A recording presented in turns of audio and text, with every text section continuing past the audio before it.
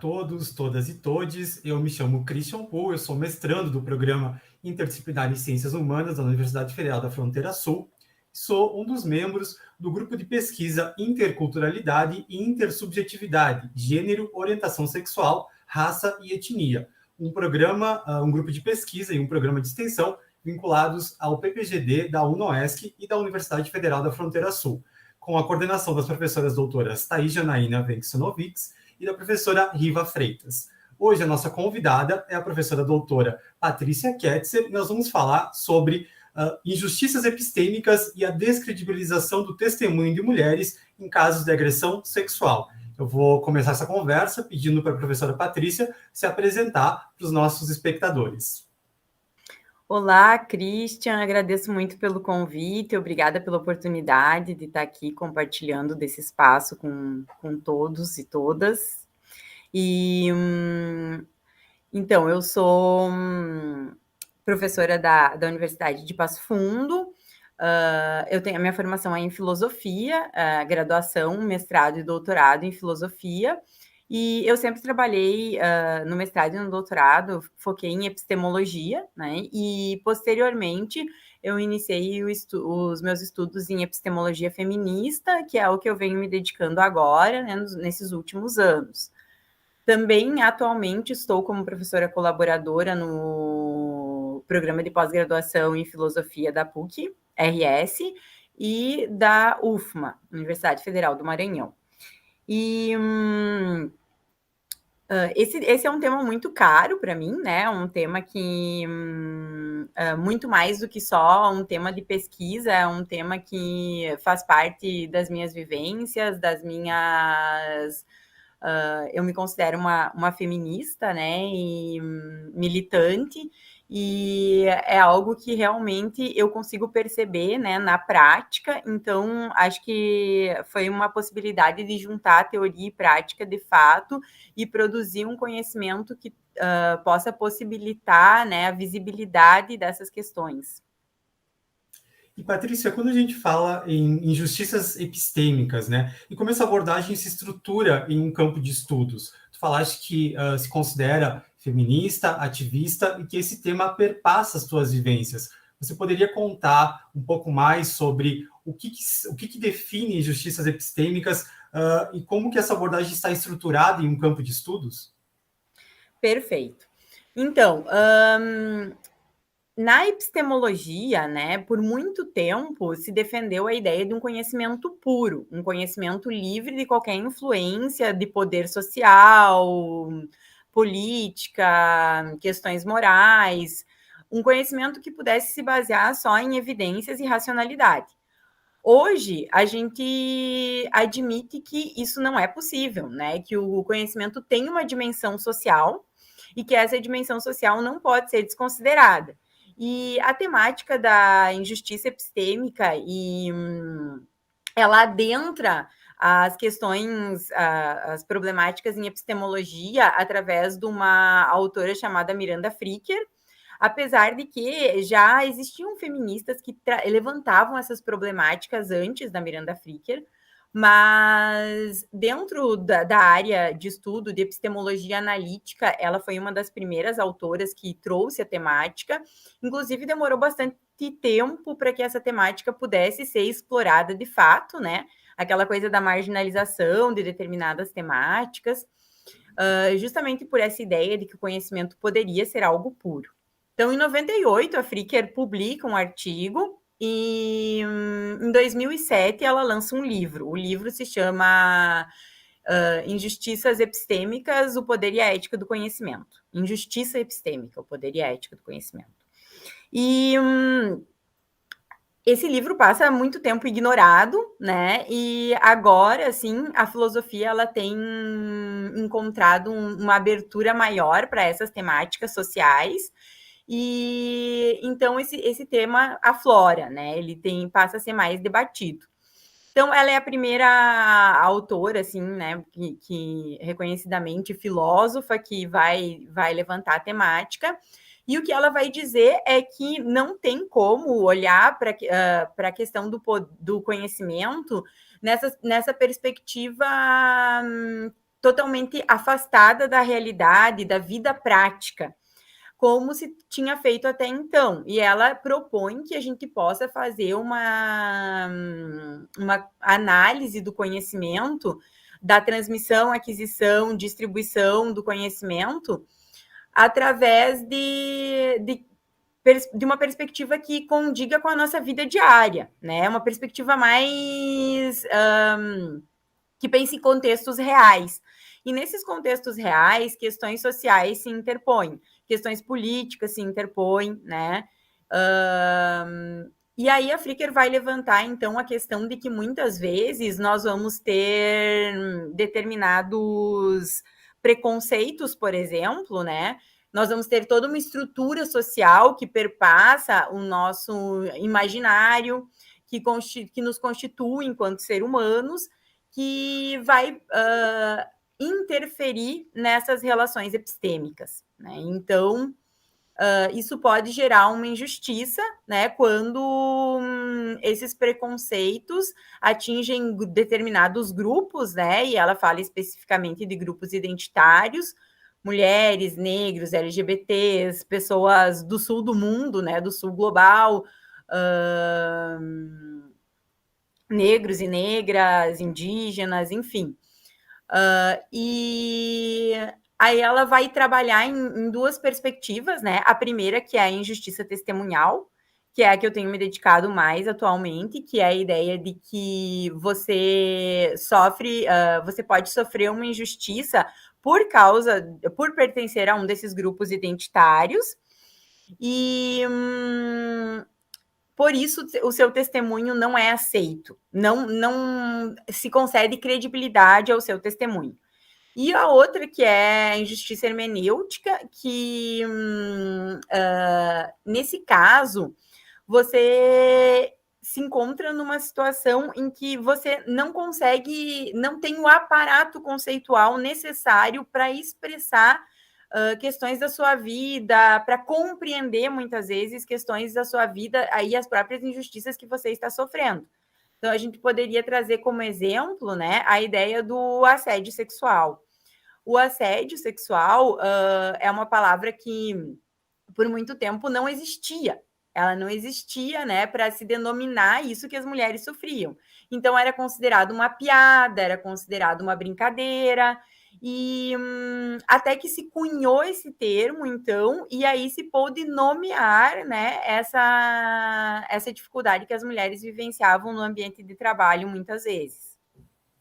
Patrícia, tu falaste sobre a abordagem da epistemologia e da própria filosofia estar mais aberta a esses temas, o que, de certa forma, propiciou a amplitude desse campo de estudos nos quais tu se inseres hoje para fazer esse debate. Aqui tu atribui, a que fatores sociais nós podemos atribuir essa abertura da filosofia ou essa compreensão de que o conhecimento também se produz e se deriva dessas experiências cotidianas? Olha, Christian, eu considero, né, e por isso que eu acho que a gente nunca pode esquecer que feminismo não é só teoria, né? Então, a gente precisa estudar a teoria é fundamental, mas a gente nunca pode esquecer da dimensão de movimento social do feminismo. E eu considero que foram os movimentos sociais que forçaram, né, essa porta até que ela se abrisse, né? Então, se até pouco tempo atrás nós não tínhamos sequer o questionamento de por que não há mulheres, negros, indígenas, LGBTs nas nossas bibliografias, nas ementas das nossas disciplinas nas universidades, os movimentos sociais forçaram até que, né, isso começasse a ser uma questão. Na filosofia, a gente teve, eu considero que uma marca muito importante desse processo na filosofia foi a criação da Rede Brasileira Rede de Mulheres Filósofas, que ajudou muito, auxiliou muito para que esses debates começassem a ser considerados, porque por muito tempo se negou que isso fosse filosofia. Então, eu atribuo aos movimentos sociais mesmo, né, esses avanços, só que eles nunca vêm sem certa reação, né? Sem certa resistência por parte daqueles que detêm os privilégios. Isso também, de certa forma, interfere nessa injustiça hermenêutica, embora não seja do tema prioridade de estudo, tu trouxeste o quanto que o não reconhecimento das injustiças interfere na maneira como as pessoas vão, inclusive, considerar isso, né, que tem essa relação com o assédio. Isso também se vincula com a linguagem, com esse próprio campo da epistemologia social, de certa forma, né, porque mais pessoas acabam sendo impactadas por esses debates, Patrícia. Com certeza. É só a gente pensar, né, na estrutura da escola. Se você lá só tem professores brancos, se você lá só aprende coisas que condizem com o que a gente chama de alta cultura, né? Se só o conhecimento científico tem valor e tudo que você traz da sua família, toda a bagagem, toda a ancestralidade, toda a sua compreensão de mundo ridicularizada, desconsiderada, aquele é um espaço em que você não vai se sentir bem, né? Então, isso pode levar à evasão. Além dessas questões, né, de que muitas vezes as experiências de pessoas que estão nessa situação de marginalização, elas não são sequer nomeadas, como é o caso do assédio sexual, né? E essas pessoas podem não se sentir à vontade de falar sobre essas experiências, porque elas sentem que vão ser não vão receber crédito por isso, né? Então, isso afeta de forma sistêmica, né, todo o nosso processo de transmissão, distribuição e aquisição de conhecimento. Não só na esfera educacional, mas desde as nossas relações mais básicas do dia a dia, né? E isso vai gerando também uma exclusão cada vez maior desses grupos, né? E essas disputas também na produção do conhecimento científico, né? Porque, como tu trouxeste antes, isso também, o avanço da filosofia e o olhar para essas pautas também acendem eventos de reação, né? Então, inclusive na produção do conhecimento, isso tem impacto, Paty? Com certeza. As epistemólogas feministas, né, elas pautam justamente a questão de que existe uma visão androcêntrica do mundo e que essa visão androcêntrica é predominante. E essa visão androcêntrica distorce e cria vieses nas diversas teorias e pesquisas que foram produzidas. E elas vão dizer, então, que a ciência e a tecnologia ela é produzida excluindo mulheres, negros, LGBTs. Por exemplo, um exemplo clássico é a questão dos sintomas do infarto, né? O homem ele tem determinados sintomas que são esses que predominam no ensino na escola de medicina. E por isso, muitas vezes, não se identifica o infarto em mulheres, porque os sinais são diversos, né? Outro ponto, um ponto que eu acho bem interessante, que é uma filósofa da ciência e bióloga, que é a dona Haraway, que ela vai trazer, é a questão das pesquisas sobre primatologia, né? Então, como a visão androcêntrica dos homens que estudavam os primatas, ela passava só pela ideia do macho ativo e da fêmea passiva, e enquanto a visão das mulheres que estudavam esses mesmos primatas era capaz de compreender processos de comunicação muito mais complexos nessas relações que iam muito além dessa ideia do macho ativo e da fêmea passiva, né? E então a gente vai ter, né, um processo de enviesamento da ciência, que é o que as epistemólogas feministas vão questionar, e elas vão questionar a ideia de que essa ciência seria, de fato, universal, né? E não só a ciência, como todo o conhecimento, a filosofia, essa universalidade propagada, essa universalidade que sempre se fala que faz parte, né, do conhecimento que é produzido rigorosamente, ela é uma parcialidade dissimulada, porque é o olhar de um homem branco heterossexual, em geral, europeu. No caso da filosofia, oriundo de, no máximo, 5 países, né? E isso, nesse inteirinho de tempo, se articula com as justiças epistêmicas, porque esse conceito, como tu trouxeste no início, ele vai fazer com que interfira na análise dos casos de violência contra as mulheres, né, Patrícia? De que forma isso se intersecciona, não sei se intersecciona está correto, mas que isso se relaciona com os casos de violência que no Brasil tem registrados elevações, né? Ano após ano, o Fórum de Segurança Pública vem registrando cada vez mais uma elevação desses índices de violência contra as mulheres no país. Então, uma das temáticas que as epistemólogas feministas vão pontuar também é essa transmissão de conhecimento que se dá pelo testemunho, né? E o testemunho na filosofia, na epistemologia, ele é algo bastante amplo, né? Existem diversas concepções diferentes do que seria o testemunho, mas ele não é só aquilo que a gente imagina quando uma pessoa testemunha num júri, por exemplo, né? A maior parte dos autores considera que testemunho é contar algo a alguém, né? Então, eu estou te contando algo, eu sou, né, a falante, você é o ouvinte, e esse processo é um processo de transmissão de conhecimento, né? Ou de crença justificada.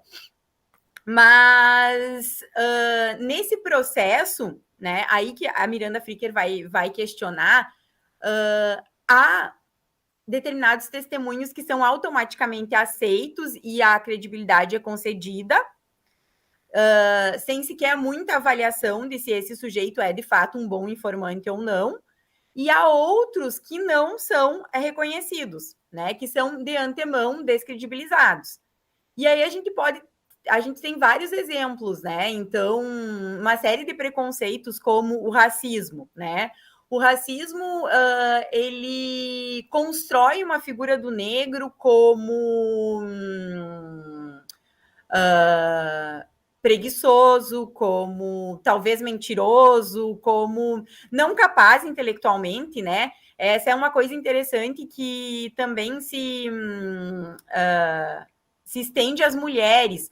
As mulheres também são vistas como não intelectualmente capazes, né? Porque ligadas à natureza.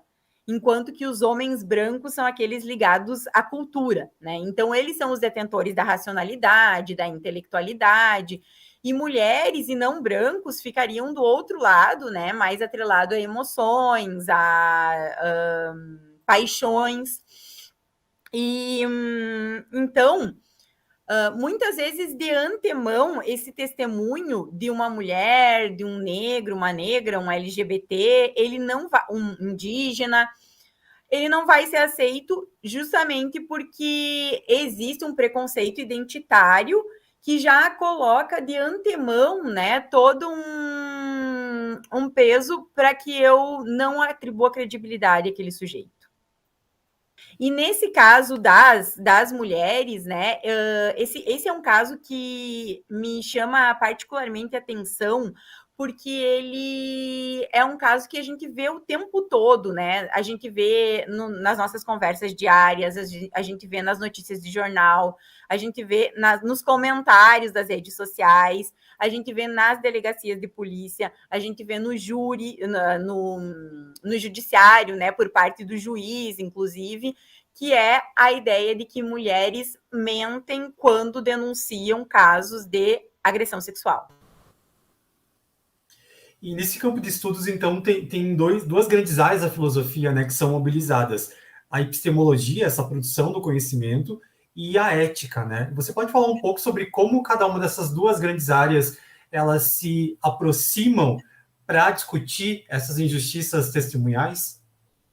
Então, quando a gente começa a compreender o conhecimento como não social, né, não puro, a gente começa a compreender que várias questões se interpõem. E uma delas, né, uma coisa interessante que a Fricker vai dizer no livro dela é: nós sempre começamos as discussões porque tem uma discussão interessante sobre ética já na epistemologia mais tradicional, que vai falar sobre virtudes epistêmicas. Por exemplo, honestidade intelectual, né? Eu ter honestidade intelectual para com o outro, enfim, dentre outras virtudes. Essa já é uma discussão que é aproximada da ética, né? Então, há uma correlação aí já, a epistemologia adere a alguns conceitos da ética para analisar os conceitos epistêmicos, né? E, no caso das injustiças epistêmicas, a Fricker propõe um caminho contrário. Ao invés de nós começarmos pelas virtudes, que seria, por exemplo, nesse caso, a justiça epistêmica, a gente começa pelas injustiças, porque elas são predominantes. Como nós estamos analisando contextos reais, nós vamos olhar para o que é predominante em contextos reais. E aí nós começamos com a injustiça, analisando como se dá todo esse processo de injustiça epistêmica que vai excluir toda uma gama de pessoas da esfera do conhecimento, né, da produção, da transmissão e da aquisição, da distribuição do conhecimento. A gente compreendendo esse processo, a gente pode olhar, trabalhar com a ideia de como se produz a justiça epistêmica, então, né, tendo como virtude epistêmica a justiça. Nos seus estudos, um conceito de poder, ele é apresentado, então, também pelo conceito da Fricker, né? Que ela constitui, então, essas injustiças testemunhais. Tu pode nos explicar um pouco mais do que ela entende pelo conceito de poder e como que isso atravessa essas questões? Sim, ótimo. O poder social, né? A Fricker começa definindo o poder social. Ela vai dizer que se trata de uma capacidade, né, para controlar a ação dos outros. E ela pode ser exercida ativamente ou passivamente. E ela dá o exemplo, então, né? Ela vai dizer que a noção de controle é fundamental. Então, nós temos o poder social como uma capacidade de controle, né, das ações dos outros, que se dá ativa ou passivamente. E aí, ativamente, o exemplo até que ela traz é quando você toma uma multa por estacionar num local proibido, né? A guarda de trânsito vai lá e te aplica uma multa. Ela está exercendo um poder ativo sobre você. E passivamente, é quando você não se arrisca a estacionar em local proibido por receio da multa. E ela também diz que o poder pode ser agencial, e nesse caso, nesse exemplo, ele é agencial, porque tem um agente, a guarda de trânsito, e ele pode ser também estrutural, né? E esse poder estrutural, ele está disperso no sistema social e ele vai construindo, né, os nossos hábitos discursivos, imaginativos, a nossa imaginação social, né, e ele vai fazer com que muitas vezes nós sejamos meros veículos desse tipo de poder, né, desse poder estrutural. E ela tá mais interessada num tipo de poder social que é o poder identitário, que ela diz, então, que é uma coordenação social imaginativa que depende de identidades sociais compartilhadas. O que seria isso? Nós temos uma concepção do que é mulher. E mesmo que os movimentos sociais, o movimento feminista insistentemente bata na ideia de que não é possível, né, construir uma noção essencialista do que é ser mulher, nós temos isso, né? Então, a ideia de mulher, nós ligamos uma série de coisas, por exemplo, a fragilidade, a doçura, o cuidado, a emoção contraposta à razão, né? A natureza contraposta à cultura. E assim a gente pode compreender também a mesma coisa se dá com negros, negras, LGBTs, indígenas. São grupos identitários dos quais a sociedade compartilha uma imaginação coletiva, né? E essa imaginação ela vai derivar posteriormente, então, né, em preconceitos que vão afetar diretamente esses sujeitos, membros de grupos identitários. É interessante, né, que nessa perspectiva aqui que a Fricker traz, ela consegue nos explicar uma coisa que é bem importante e que muitas vezes as pessoas têm dificuldade de compreender. Se nós compartilhamos desse poder estrutural, desse poder identitário, que é uma imaginação social, uma coordenação social imaginativa, então, às vezes, isso não chega ao nível da crença. Isso está abaixo do nível da crença, né? Não é uma crença consciente. Eu posso nem perceber e reproduzir, né? Então, eu vou ser um agente, né? Eu vou ser um sujeito que funciona como veículo desse tipo de preconceito, sem muitas vezes sequer me dar conta. Então, é mais ou menos nesse sentido que a Fricker define poder, né? E ela já liga isso a essa perspectiva dessas imagens, né, sociais compartilhadas e coletivas, concepções coletivas, que depois vão dar origem a preconceitos identitários. Que também se relacionam com essas construções acerca dos ideais de masculinidade, de feminilidade, né? E que, de certa forma, como tu trouxeste os exemplos do descrédito dos testemunhos, mas também dessa crença, desse estereótipo atribuído a indígenas, a populações LGBTQIA+, a negros, também interfere na maneira como esses grupos identitários vão ser recebidos nesses espaços estruturais de poder, então, nos seus testemunhos. Exatamente. E aí a gente vai perceber, por exemplo, né, que a gente pode ter lá vamos usar um exemplo bem institucional, assim, né? O professor lá na academia, que ele se considera um ativista feminista, antirracista, ele se considera anti-LGBTfobia, só que essa imaginação social, ela está inserida nele, né? E existe, a Fricker chama de que é uma ideologia residual que se mantém nesse sujeito, apesar de todo o trabalho que ele pode ter feito para abandonar esses preconceitos. E daí vamos dizer que lá na hora esse professor compõe uma banca para admissão de um docente naquela instituição e ele não percebe, mas a palavra de um homem branco para ele já tem mais legitimidade, já tem mais credibilidade. Ele sequer se dá conta disso, né?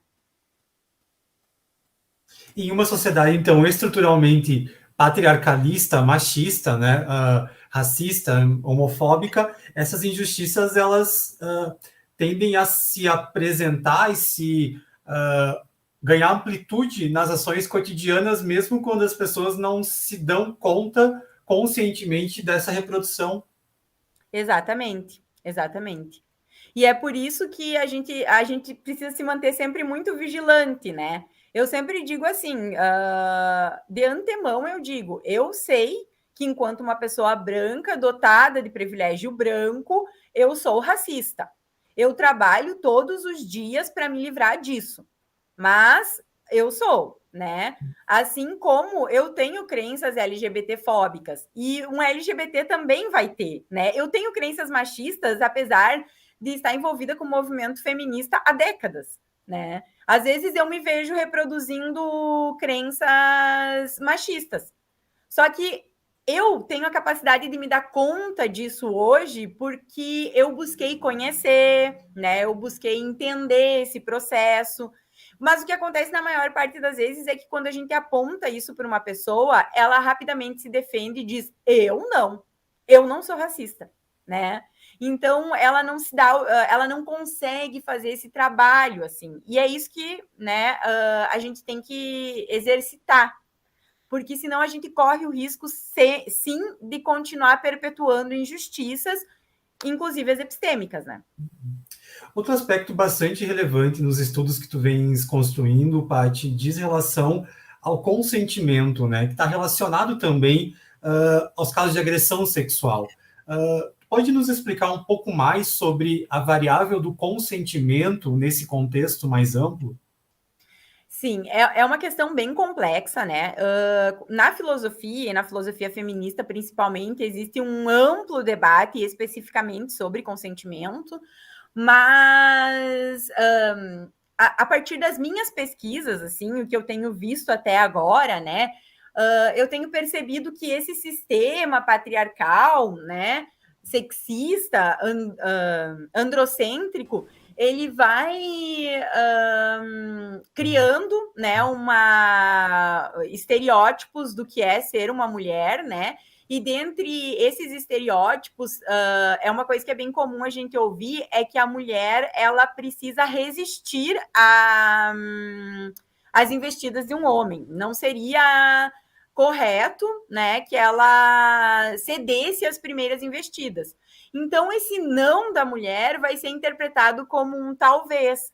E a insistência continua. E, às vezes, porque somos educadas para sermos gentis, simpáticas, dóceis, reagimos com um sorriso, que muitas vezes é um sorriso de incômodo, que um homem não percebe como um sorriso de incômodo, ele percebe como um sinal de abertura. E isso para pegar, né, algumas nuances desse processo, assim. Mas, em relação ao sexo, tem uma análise que eu acho que é bem importante, que é o fato de que nós relacionamos o sexo com violência. Quando a gente molda o nosso imaginário sobre sexo a partir da pornografia, e existem pesquisas em psicologia social que mostram que pessoas que consomem muita pornografia, meninos que consomem muita pornografia, se tornam mais violentos, mais agressivos e objetificam mais as mulheres, né? Pesquisas empíricas mostram isso. E isso vai fazer com que, nesse processo, quando a mulher ela não consente, isso seja visto como um consentimento. E mesmo quando, por exemplo, em uma situação já na relação, a mulher tenta se defender, ela tenta reagir, se proteger, ela mostra como ela pode, com as forças que ela tem, que ela não deseja aquela relação, isso é entendido como tesão, né? Ela quer, ela deseja. Aquilo é uma relação sexual ardente. Então, essa ideia do consentimento, ela fica muito nebulosa, inclusive para as mulheres. Porque as mulheres também vão formar a sua concepção de sexo a partir desses imaginários que associam o sexo à violência. E aí, inclusive, as mulheres não sabem reconhecer muitas vezes quando elas foram estupradas. Isso se relaciona, isso que tu está trazendo, se relaciona com um movimento que o movimento feminista, o movimento de mulheres tem construído e tentado pautar no Brasil nos últimos anos, que tem relação com a cultura do estupro, né? Dar visibilidade para essa pauta, para que mais mulheres tenham a consciência do assédio e também consigam interpretar, né, dentro das injustiças hermenêuticas que tu trazia, interpretar isso como uma violência. Você pode nos falar um pouco mais primeiro sobre o que compõe essa cultura do estupro e depois qual que é a relevância desse debate vir a público e de ser tratado também pelo campo científico, né, na produção do conhecimento sobre esses temas? Então, a cultura do estupro é uma banalização do estupro que a gente tem na nossa sociedade, né? Então, o estupro é tomado como sexo, se culpa a vítima, né? Se tem uma ideia de que a mulher mente sobre, né? E sendo que há pesquisas que apontam que as denúncias falsas elas variam de 2 a 8%. Isso nos Estados Unidos, tá? Nós não temos dados no Brasil, mas nos Estados Unidos o dado é esse, de 2 a 8%, é um dado do FBI. No Brasil eu não consegui esse dado. Mas, então, as mulheres vão ser vistas como as culpadas, né? Como mentindo, como inventando, e muita coisa que é estupro é vista como sexo, né? Então, se a gente pode pegar exemplos como retirar a camisinha no meio da relação, é algo que é estupro, e em alguns países já é criminalizado, mas que a maior parte das mulheres não entende dessa forma, né? E a gente pode pegar exemplos há um tempo atrás, já tem alguns anos, né? Foi 2017, eu acho.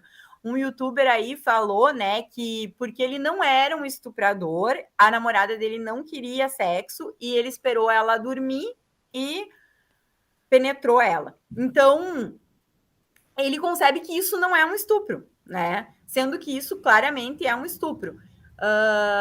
Isso tudo vai constituindo essa cultura do estupro. A mídia, né? A gente tem exemplos de novelas onde o estupro é colocado como algo risível.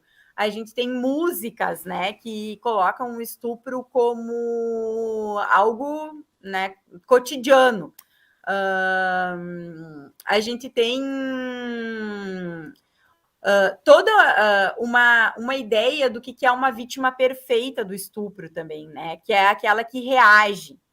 E enquanto que uma vítima de assalto sempre se diz a ela que ela não deve reagir, a vítima perfeita do estupro é aquela que reage e tem as marcas físicas de que ela reagiu.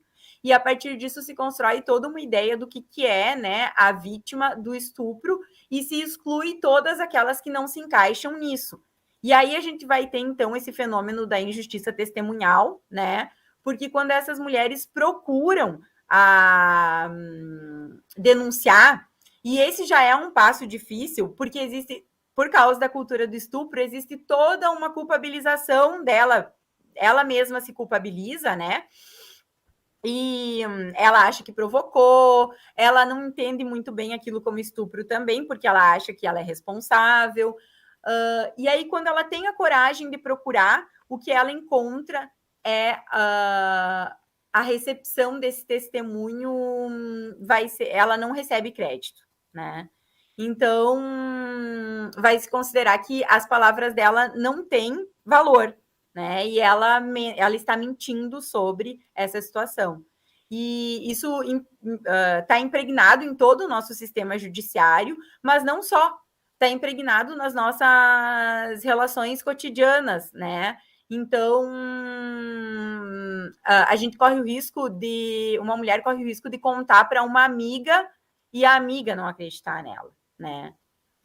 Por exemplo, mas por que tu foi na casa dele se tu não queria, né? Então, isso não é estupro.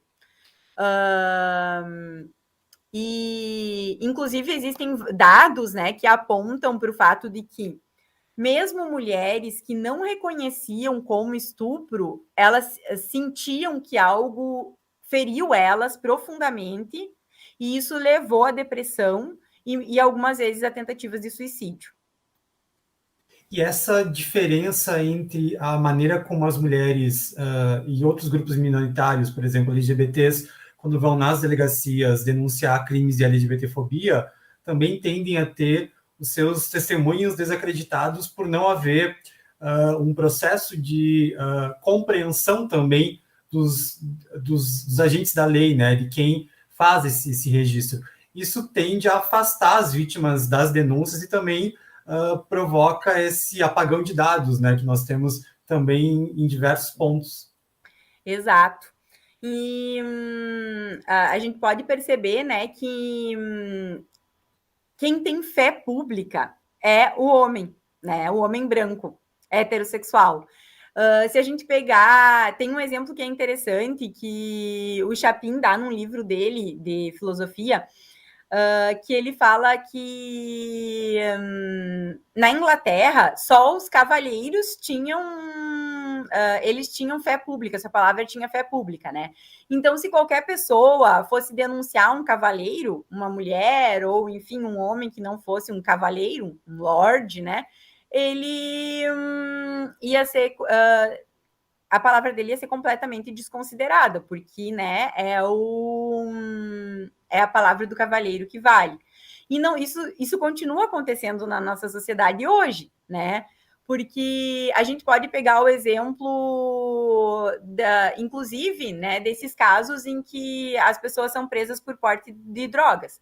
Geralmente homens, meninos, né, jovens negros, que tem contra o seu testemunho o testemunho de um policial, né, que é considerado aquele que tem fé pública, né? E aí isso vai se estender para todos esses casos, né, em que esses grupos identitários estão fragilizados e eles não têm condições de se colocar, né, porque o seu testemunho a ele não é atribuída credibilidade.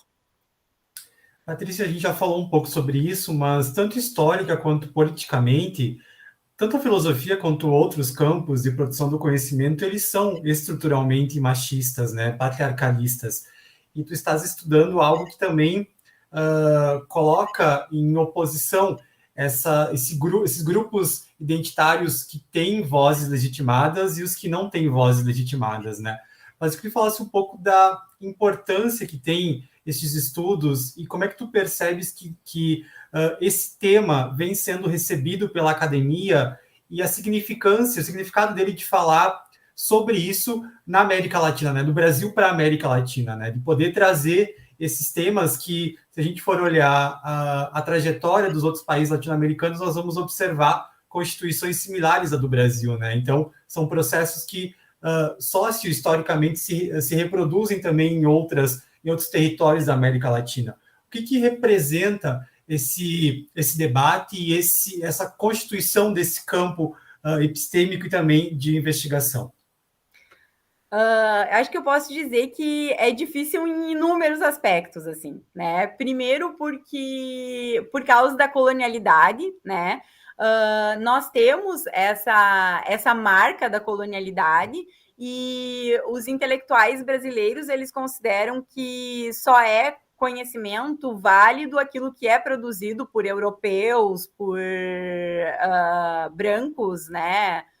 No máximo estadunidenses, quem sabe, além dos europeus, e homens, né, heterossexuais. Então, essa é uma primeira questão. A gente tem um cânone, né, dentro da filosofia, da sociologia também, né, a gente tem um cânone. E o cânone é branco, heterossexual, masculino, né? E aí, essa é a primeira dificuldade, né? Então, você traz uma mulher, ela não é filósofa, né? Essa autora aqui, ela está discutindo esses temas aqui, mas ela não é filósofa. Então, o que eu enfrento sempre dentro do campo da epistemologia, eu escuto sempre que isso não é epistemologia. Então, tipo assim, o teu lugar não é aqui, tá? O teu lugar é lá na sociologia, o teu lugar é lá na psicologia social.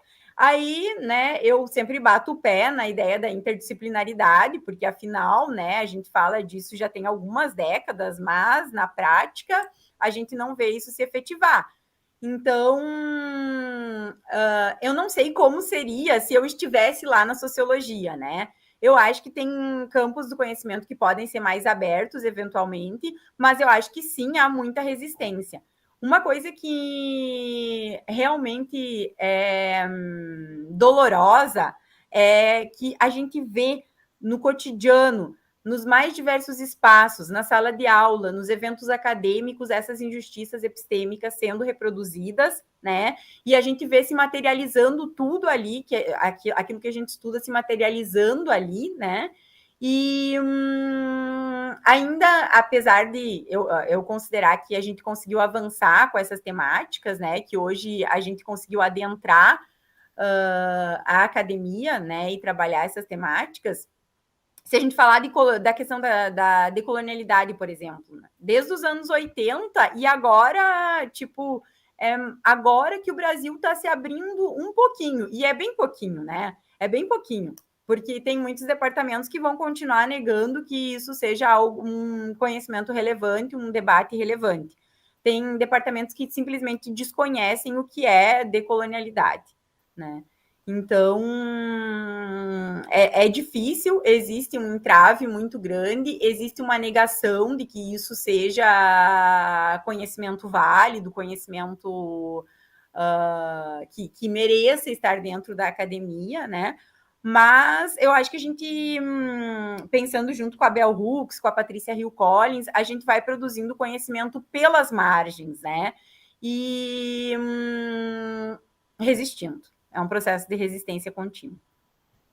Patrícia, em nome do grupo de pesquisa, eu agradeço a tua disposição, as tuas intervenções e coloco à disposição para as considerações finais. Eu agradeço muito o convite, né? Foi muito bom poder estar aqui. Esse é um tema que me mobiliza muito, né? E é uma coisa que eu sempre digo: a pesquisa, ela tem que fazer isso conosco, né? Ela tem que nos mobilizar. Se ela não nos mobiliza, ela não vai fazer sentido, né? E é muito doloroso trabalhar com algo que não faz sentido para nós. E eu posso dizer que, de fato, foi quando eu terminei o doutorado e fui pesquisar epistemologia feminista, agora não dependendo, né, de um departamento, enfim, fui pesquisar por conta própria. Foi quando realmente eu me encontrei na filosofia, eu me vi naquele espaço, né? E eu sou uma mulher branca, com doutorado, professora universitária, então eu já tenho uma série de privilégios, e mesmo assim eu consigo perceber entraves, né, que se interpõem e que são bastante difíceis de suportar por muitas vezes, né? Então, acho que essa temática ela é essencial e ela tem que seguir forçando, né, essas paredes que se tenta construir para que elas não adentrem, né, os muros das universidades e não façam parte dos debates, porque existe muito conhecimento que é produzido, muito conhecimento relevante que está fora dos debates, porque os debates são centrados num único ponto de vista.